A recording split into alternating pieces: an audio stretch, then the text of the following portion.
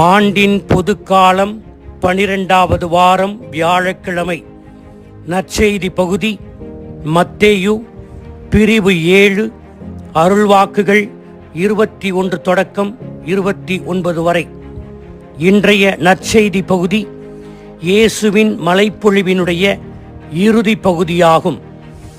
நாம் அறிக்கையிடும் நம்பிக்கை அறிக்கையும் கடவுளின் திருவுளமும் ஒருமித்து செல்ல வேண்டும்.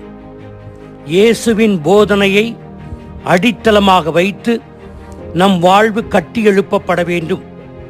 இன்றைய நற்செய்தியில் இயேசு வெளிவேட வாழ்வு முறையை எச்சரித்து அவருடைய வார்த்தையை செயலில் வெளிப்படுத்தும் அடிப்படையான அர்ப்பண வாழ்வை வாழ சவால் விடுக்கிறார். விண்ணகத்திற்கு நுழைவதற்கான அளவுகோல். இயேசு இன்றைய நற்செய்தியின் முதற் பகுதியில் கடவுள் மேல் வைத்திருக்கும் பிரமாணிக்கம் 2 நிலைகளில் வெளிப்பட வேண்டும். நாம் எதை நம்புகிறோமோ அதனை நம் வாழ்க்கையில் கடைபிடிக்க வேண்டும். இதுதான் நாம் விண்ணகத்திற்கு நுழைவதற்கான அளவுகோல்.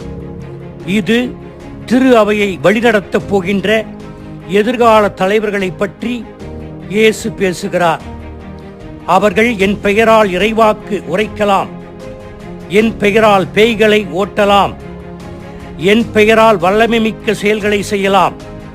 ஆனால் என்னுடைய கொள்கைகளையும் போதனைகளையும் தங்கள் வாழ்க்கையில் கடைபிடிக்காவிட்டால் அவர்களுக்கு அந்தோ பரிதாபம். வார்த்தையை அறிவிப்போம், ஆனால் வாழ்ந்து காட்ட மாட்டோம் என்றால் இயேசு நம்மை தெரியாது என்றுதான் நம் இறுதி நாளில் கூறுவார். எனவே நல்ல வார்த்தைகளை போதித்தால் போதும் என்ற மனநிலை இருக்கக்கூடாது. நல்ல வார்த்தைகள் நல்ல செயல்களுக்கு மாற்றாக இருக்க முடியாது. நம்முடைய வார்த்தையால் மனிதர்களை ஏமாற்றலாம், ஆனால் இதயத்தை ஆராய்கின்ற கடவுளை நாம் ஏமாற்ற முடியாது. புனித யாக்கோபு தனது திருமுகத்தில் 1:22 வசனத்தில் சொல்லுகின்ற வார்த்தை இங்கு நினைவு கூறத்தக்கது. இறை வார்த்தையை கேட்கின்றவர்களாக மட்டும் இருந்து உங்களை ஏமாற்றிக் கொள்ள வேண்டாம், அதன்படி நடக்கின்றவர்களாகவும் இருங்கள் என்கிறார். இன்றைய நற்செய்தியின் 2வது பகுதி கீழ்ப்படியுள்ள அறிவாளி, கீழ்ப்படியாத அறிவிலி பற்றி இயேசு பேசுகிறார்.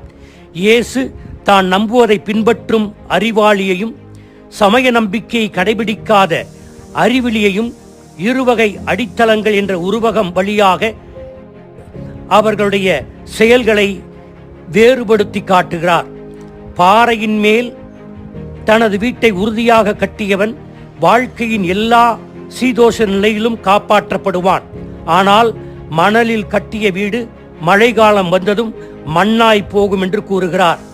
நமக்கு இன்றைய நற்செய்தி தருகின்ற செய்தி என்ன?